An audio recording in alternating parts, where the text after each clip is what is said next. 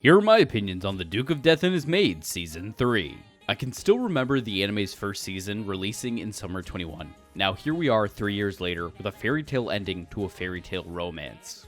At the anime's heart, it has always been about the titular characters and their deep connection with each other that stems from a mutual affection to each other's kindness.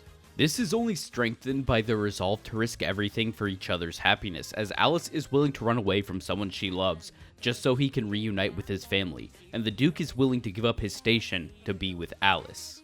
Oh, also the Duke's name is Victor, which is a cool nod to how much he's like his grandfather, but it's crazy that no one outside of Alice and his mother in the final episode refers to him as Victor for the entire show. Not his sister, not his brother, or anyone else. This season gets to wrap up a lot of loose ends, and I think it manages to give ample amounts of closure and happy endings.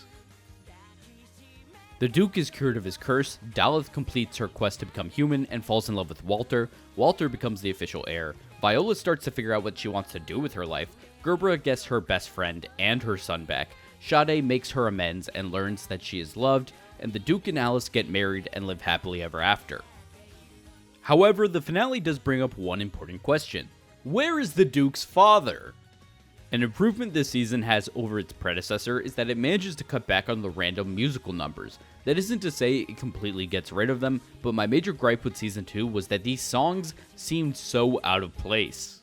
The show also keeps up some humorous charm as well, with moments like accidental groping, Viola stabbing herself, Walter in drag again, Daleth putting her head in the sand, and of course the original draw of the show, Alice teasing the Duke. When I originally came across the show, I was a bit off-put by the heavy use of 3D animation, but I could see how something was very soft-hearted and genuine about the story they were trying to tell, about how isolationism hurts people, and love is a choice for both yourself and others. Overall, I am pleased with how the show managed to not only tell its story in its final 12 episodes, but how well it managed to do so across the entire 36 episode run. But as always, that's just my opinion. What did you think of The Duke of Death and His Maid Season 3?